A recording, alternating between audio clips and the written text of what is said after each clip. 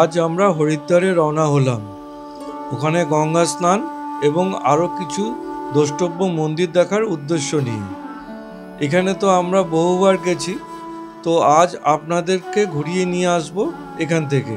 আজ পুরো দিনের জার্নিটা শেয়ার করব, দেখতে থাকুন হরিদ্বারের পুরো ট্রিপটা। আজ 18ই মার্চ 2025, আমরা আশ্রম থেকে হরিদ্বার যাচ্ছি, সবাই মিলে যাচ্ছি, 17 জন আমরা।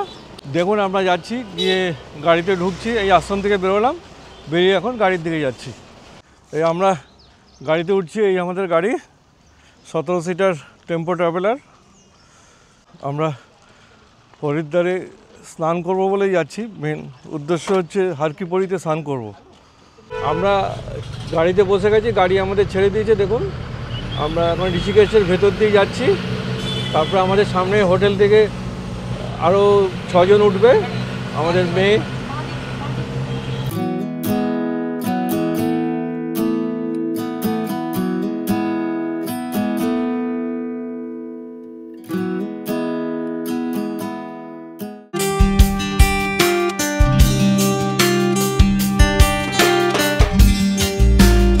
আমাদের ফুল টিম এসে গেছে এখন গাড়িতে।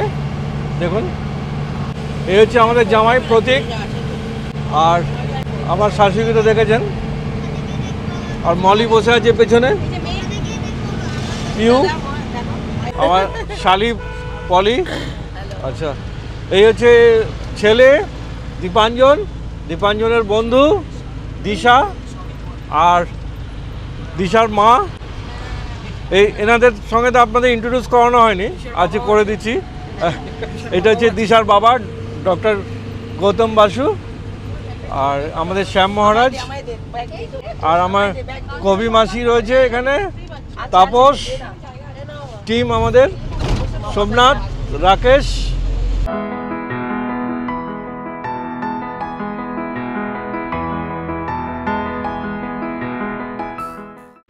দু সাইডটা দেখুন কত সুন্দর করা। এখান দিয়ে হাতি বেরোবে, প্রচুর হাতি দেখা যায় এখানে আর কি। হরিণ, হাতি, লেপার্ড এখানে খুব পপুলার দেখা যায়। ঋষিকেশ থেকে হরিদ্বারের দূরত্ব হচ্ছে 24 কিলোমিটার। সময় লাগে আধ ঘন্টারও কম সময় লাগে এখন যা রাস্তা করে দিয়েছে সেই রাস্তা দিয়ে আসলে। ওই ব্রিজটা হচ্ছে নিচ দিয়ে হচ্ছে অ্যানিম্যাল যাতায়াতের জন্য ব্রিজটা করা, আর এবং সাউন্ড প্রুফ, নিচে কোনো আওয়াজ যাবে না। এই আমরা ব্রিজে উঠে গেলাম, এবার ব্রিজে উঠে গেলাম। এটা হচ্ছে সাউন্ড প্রুফ ব্রিজ। এর নিচ দিয়ে সমস্ত জন্তু জানোয়াররা যাতায়াত করে, তাদের যাতে কোনো ডিস্টার্ব না হয় তার জন্য নিচটা, এই ব্রিজটা পুরো সাউন্ড প্রুফ ব্রিজ বানানো। নিচে দিয়ে কোনো আওয়াজ যায় না, বা জঙ্গলের মধ্যে কোনো আওয়াজ যায় না এই ব্রিজটা থেকে। মতিচুর নদী, জল নেই বলতে গেলেই হয়।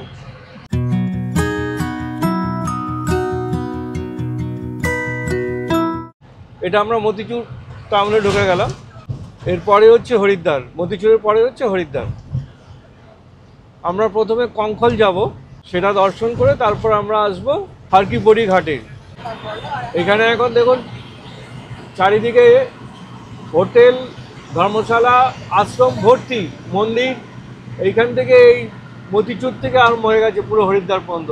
এখন পুরো ওভারব্রিজ করে ন্যাশনাল হাইওয়ে করে দিয়েছে, কোনো জামের কোনো ব্যাপারই থাকে না এখন, আর এত সুন্দর করে দিয়েছে পুরো রাস্তাটা। আগে আমাদের এখানে প্রচুর সময় লাগতো হরিদ্বার আসতে, কিন্তু এখন এত সুন্দর রাস্তা করে দিয়েছে, 6 লেনের রাস্তা করে দিয়েছে। দেখুন ন্যাশনাল হাইওয়ে, এখান থেকে দিল্লি 2.5 থেকে 3 ঘন্টার মধ্যে পৌঁছে যাবে, এত সুন্দর রাস্তা এরকম করে দিয়েছে। যারা পশ্চিমবঙ্গ থেকে হরিদ্বার আসতে চান তাদের জন্য বলছি, তারা হরিদ্বার স্টেশনে পর্যন্ত ট্রেন আছে। আমাদের হাওড়া স্টেশন থেকে 2টো ট্রেন ছাড়ে, একটা হচ্ছে দুন এক্সপ্রেস রাত্রি 8:35-এ, আরেকটা হচ্ছে কুম্ভ এক্সপ্রেস, সেটা হচ্ছে দুপুরবেলা 1টার সময়। দুপুরবেলায় 1টার সময় যেটা ছাড়ে সেটা কুম্ভ এক্সপ্রেসটা হরিদ্বারই লাস্ট স্টপেজ, আর দুন এক্সপ্রেসটা হরিদ্বারের পরে ওটা যোগনগরী ঋষিকেশ পর্যন্ত ওটা স্টপেজ।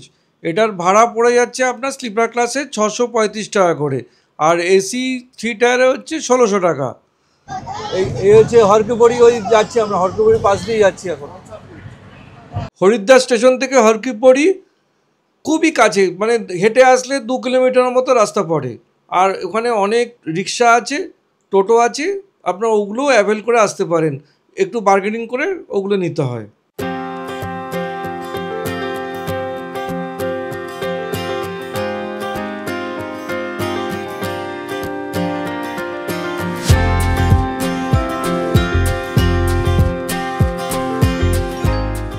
আমরা এখন হরিদ্বারে যেটা কঙ্খল জায়গা আছে সেখানে আমরা আনন্দময়ী মায়ের আশ্রম আছে, সেই আশ্রমে কিন্তু এখন আমরা ঢুকছি। হ্যাঁ, আমাদের সাথে যে শ্যাম মহারাজ আছেন, তো উনি আপনাদেরকে পুরো ডিটেলে বলে দেবে কথাগুলো। হ্যাঁ, আর এখন খুব তাড়াতাড়ি বন্ধ হয়ে যাবে, তো তার জন্য আমরা একটু চট করে আগে একটু দেখে নিই চট করে।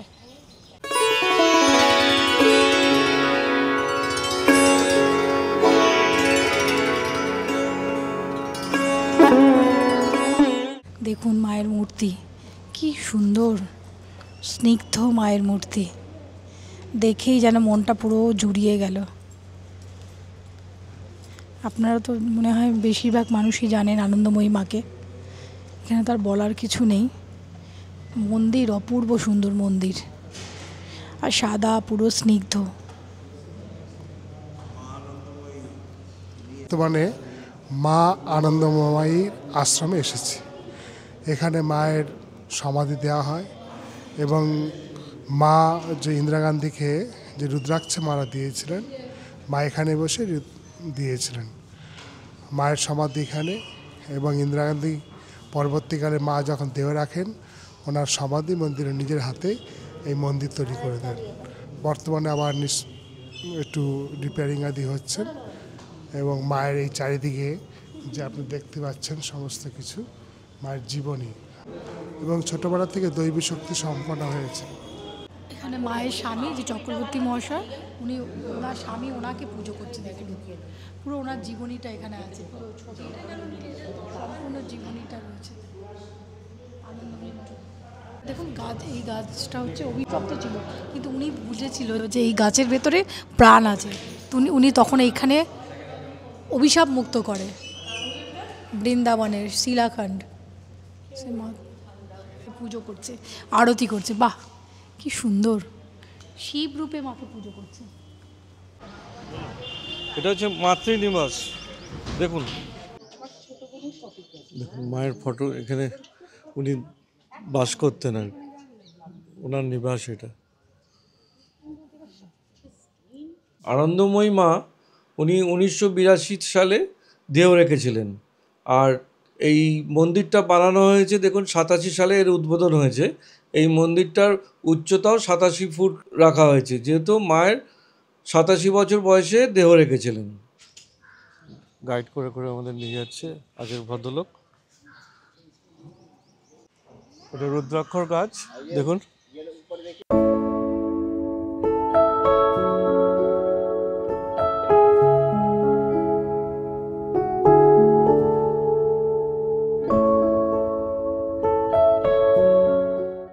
इसके अंदर 1981 में एक बहुत बड़ा यज्ञ हुआ था।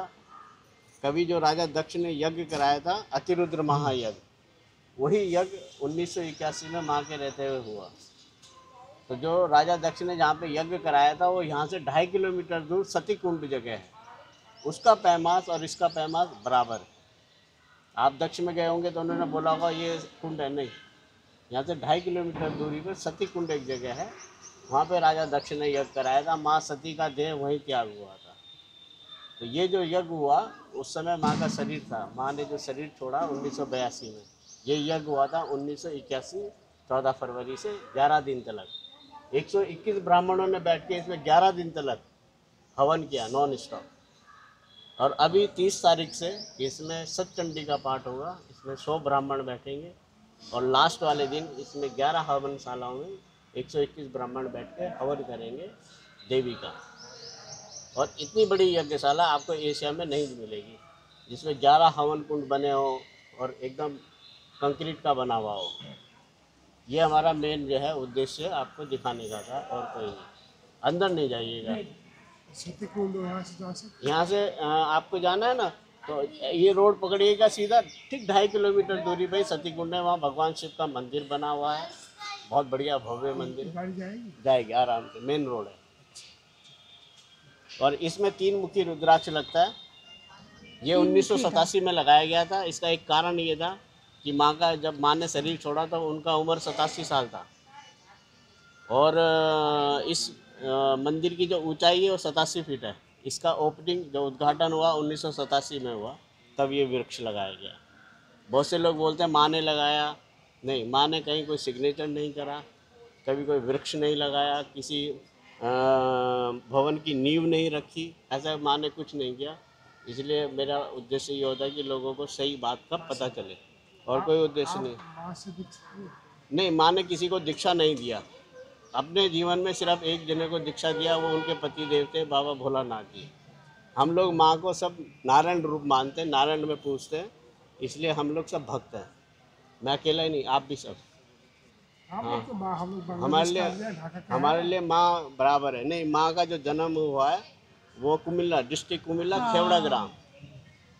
आज आधा हिस्सा जो है बांग्लादेश में और आधा हिस्सा हिंदुस्तान में है। जो कालीबाड़ी जिसको बोलते हैं वो इंडिया में है, और जब माँ का जो जन्म भूमि है वो बांग्लादेश कुमिल्ला। कालीबाड़ी मतलब जो त्रिपुरा में कालीबाड़ी जो है, त्रिपुरा में त्रिपुरेश्वरी मंदिर। हाँ जी। अच्छा अच्छा। हाँ। तो ये है, ये माँ का पूरा वो है। माँ ने कभी अपने जीवन में पैसा नहीं छुआ है, कोई ज्वेलरी नहीं पहनी, कभी नहीं। तो माँ का एक ही उद्देश्य रहा कि आप कुछ भी काम करें, कैसा भी, लेकिन भगवान को याद रखें, भगवान को समर्पित रखें। जो भी नाम आपको अच्छा लगता है वो लीजिए। ভদ্রলোক বক্তব্য রাখলেন যে সবচেয়ে বড় যজ্ঞস্থান, এই যজ্ঞস্থানটা তৈরি হচ্ছে দেখুন।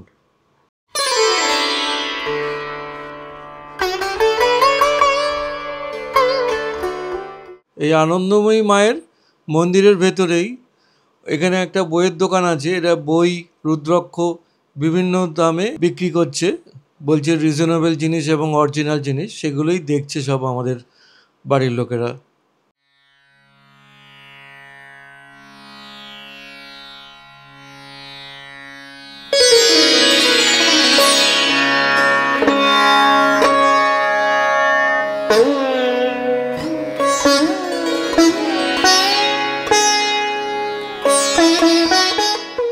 এই পাশে হচ্ছে কঙ্কল মন্দির, সেখানে আমরা হেঁটে হেঁটে ওই কঙ্কল মন্দিরে ঢুকছি।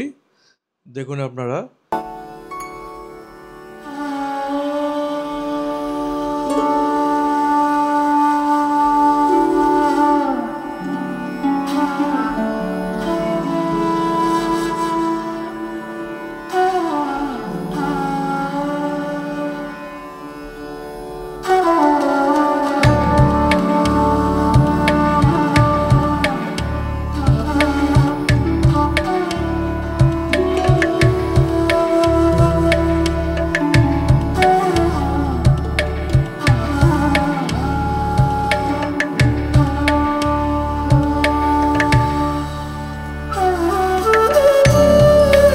এটা হচ্ছে গঙ্গা বয়ে যাচ্ছে মন্দিরের পাশ দিয়ে।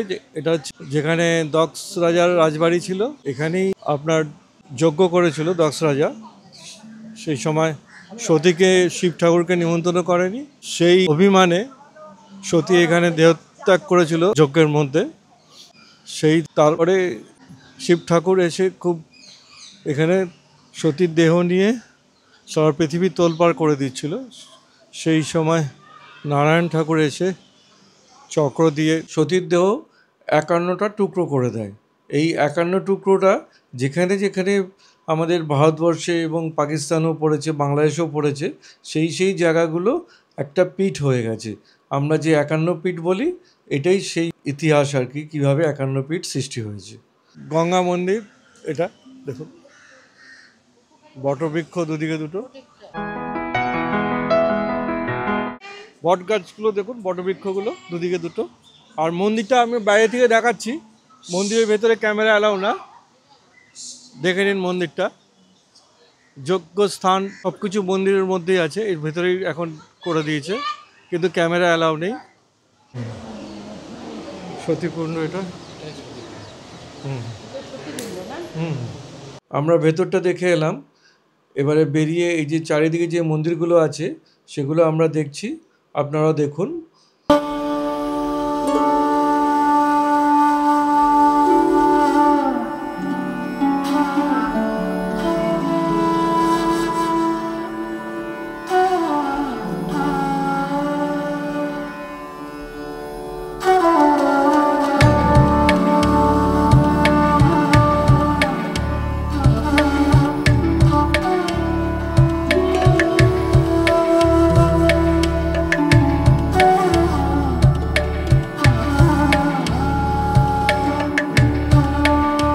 দক্ষরাজার মন্দিরের উল্টো দিকে এই শিব মন্দির, দেখিয়ে দাও মন্দিরটা।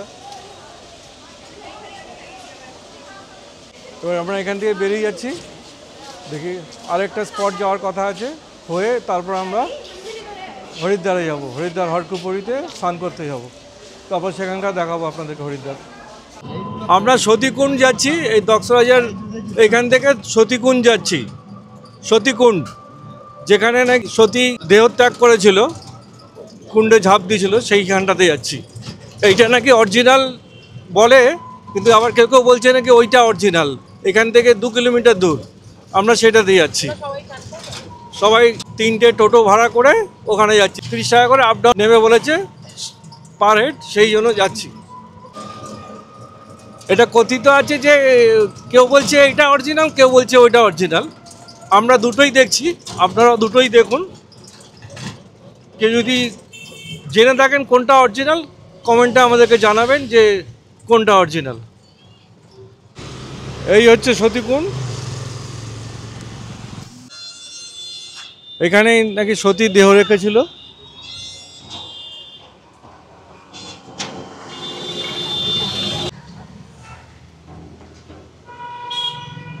দেখুন আপনারা, আমরা সবটাই দেখালাম। এটা অনেকেই আসে না, অনেকে জানে না, অনেকে আমাদেরকে বলে দিল, আনন্দময়ী আশ্রম থেকে আমাদেরকে বলে দিল যে এইটাই নাকি অরিজিনাল, এখানেই নাকি সতী দেহত্যাগ করেছিল। আর ওই পাশে একটা শিব ঠাকুরের মন্দির গড়ে উঠেছে। এটা বন্ধ থাকার কারণে আপনাদেরকে দেখাতে পারলাম না, আমরা বাইরে থেকেই ফটো তুলে নিয়ে চলে যাচ্ছি।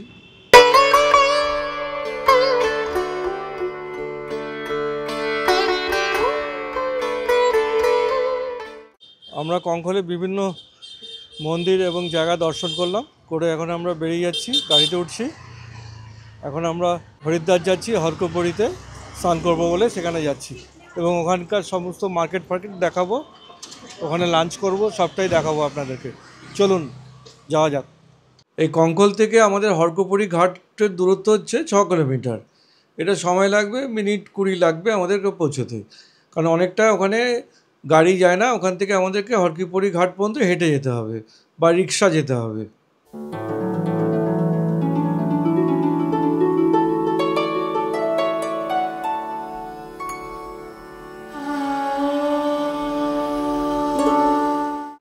ওই যে দেখুন দূরে পাহাড়ের উপরে ওই মন্দিরটা, ওইটা হচ্ছে মা মনসা দেবীর মন্দির।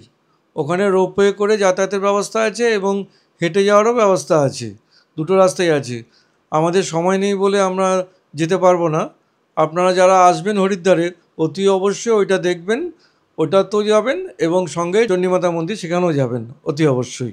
দুটোতেই রোপওয়ের ব্যবস্থা আছে এবং দুটোই একসঙ্গে টিকিট কেটে দেখতে পারেন, সেই ব্যবস্থাও আছে। আমরা হরকুপুরীতে চলে এসেছি, দেখুন এখানে ভিড় দেখুন, এরকম ভিড় প্রত্যেক দিনই এরকম দেখা যায়।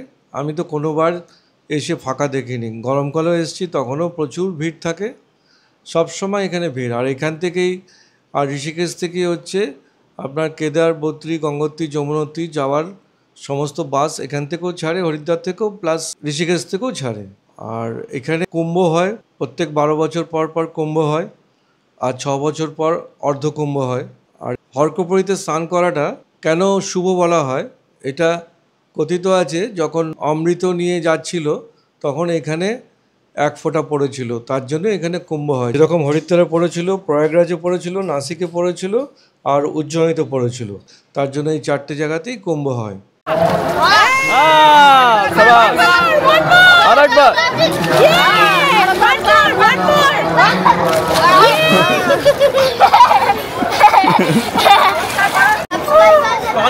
প্রচন্ড ঠান্ডা জল, প্রচন্ড ঠান্ডা।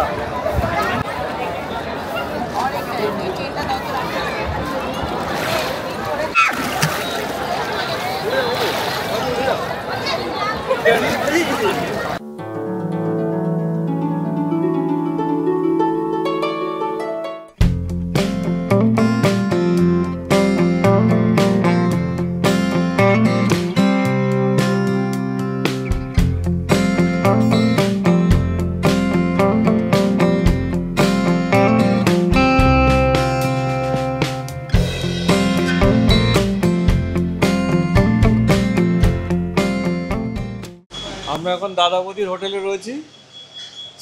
হরকিবাড়িতে স্নান করলাম, করে ড্রোন উড়ালাম, উড়িয়ে সব ফটো তুলে এখন আমরা দাদাবদির হোটেলে এসেছি। এখানে এখন আমরা লাঞ্চ করবো। দেখুন এখন হচ্ছে বেগুন ভাজা, আলু ভাজা, আবার ডাল।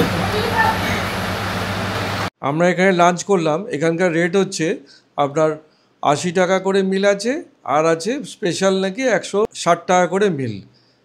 এরপর যাচ্ছি প্রকাশলোক লস্যির দোকানে, যেখানে আমরা প্রত্যেক বছর লস্যি খাই। ওখানকার বিখ্যাত লস্যি, সবচেয়ে হরিদ্বারের সবচেয়ে বিখ্যাত লস্যি হচ্ছে প্রকাশলোক লস্যি। এই দাদা বহু বছর ধরে এখানে আছে, প্রায় 35 বছর উপরে। আমি এখানে আসছি, দাদাকে দেখছি, ইয়ং ছিল তখন, সব চুল কালো ছিল, কালা থা সব চুল, ওয়ার্ল্ড কাপ কালা থা, সফেদ হুয়া। হ্যাঁ হ্যাঁ, আচ্ছা এই যে লস্যি, যে টেস্ট কোথাও অন্য কোথাও পাওয়া যাবে না ওনার যে লস্যি। এই যে দেখুন লস্যিগুলো কীভাবে রেখেছে আর কি, এইভাবে এবার ফ্রিজে ঢুকবে আর কি। হ্যাঁ খেতে দিচ্ছে আমাদের। আমরা এই লস্যি খাচ্ছি, মালাই লস্যি। এটা দেখুন চামচ দিয়ে খেতে হচ্ছে, এমন অবস্থা, এমন ঘন থাকে যে চামচ দিয়ে খেতে হয়। আর এটা আমি বহু বছর ধরে খাই, আর আমার প্রায় 35 ইয়ার্স, 35 বছর ধরে খাচ্ছি এটা। এখানে আসলেই খাই আমি, মানে ঋষিকেশ হরিদ্বার আসলে এটা খাই। এটা হরিদ্বারের বেস্ট লস্যি। এটা কলকাতায় কিছুতেই পাবেন না আপনারা, যেরমভাবে তৈরি করে, যেরমভাবে খালি স্পুন দিয়ে খেতে হচ্ছে। দেখুন আমি তো প্রত্যেক বছরই খাই, আমার তো সবসময় ভালো লাগে। সেই ছোটোবেলা থেকে কে আমার অভ্যেস, আমার সবসময় ভালো লাগে, কত ভালো খেতে। একবার আপনারা এসে একবার দেখবেন, বহু পুরনো, অনেক ফিল্ম স্টাররা এসেও কিন্তু খায় এই দোকানে। আমি এরকম লস্যি কোথাও খাই না এই দোকান ছাড়া। তুমি দেখিয়ে দাও এগুলো সমস্ত কিছু, দেখুন ওদের এখানে কত রকমের পাওয়া যায়। ঠিক আছে, একদম কম দাম থেকে আরম্ভ করে বেশি দাম পর্যন্ত। আমারগুলো একটু বার করুন, আমি যেগুলো নিয়েছি। হ্যাঁ हम लोग जो आम जो रखा के अभी तो हम लस्सी এটা सूरत कपड़ा सूरत का कपड़ा ये खराब नहीं होता, बिना बुकरम का। हमको ना और भी ऐसे वाला चाहिए, इसको वॉश भी कर सकते हो आप, है ना? ठीक है, बहुत अच्छा कपड़ा है। वॉश कर सकते हैं, अरे वॉश कर सकते हैं। ये बिना बुकरम, विदाउट बुकरम होता है। ये जितना भी आपने হাট থেকে আরম্ভ করে কত সুন্দর সব কিছু পাওয়া যায়, বিভিন্ন রকম প্রচুর ভ্যারাইটি। 30 में से 20 लाख कर दिया, 5 खर्चा आ गया, 5 যত দামি আপনি চাইবেন। এই দেখুন গোপাল বলুন, যে যে ঠাকুরের বলুন, প্রত্যেকে সমস্ত প্রচুর ভ্যারাইটি, অন্ধকার হয়ে গেছে, প্রচুর ভ্যারাইটি অন্ধকার হয়ে গেছে। বিক্রি হয় কিন্তু গোপালও আছে, আর ওনাদের গোপাল হচ্ছে এইটা। গোপালকে সানগ্লাস পরিয়েছে।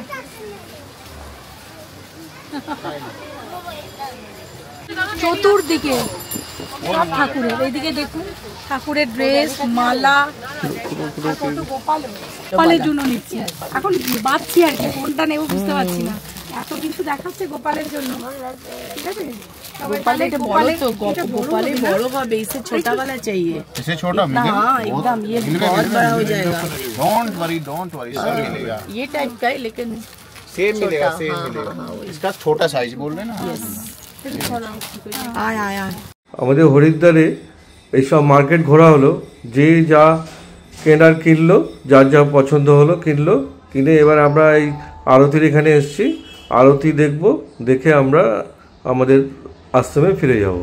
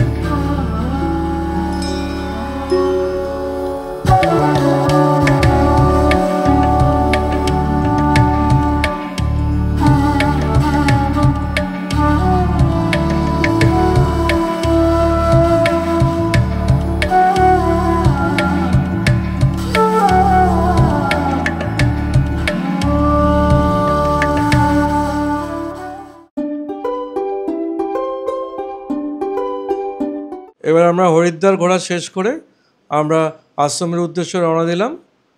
এরপরে আমাদের আরও ঋষিকেশের বিভিন্ন জায়গার ভিডিও নিয়ে আসবো, আপনারা অতি অবশ্যই দেখবেন এবং খুব খুব ভালো থাকবেন, আমাদের সঙ্গে থাকবেন।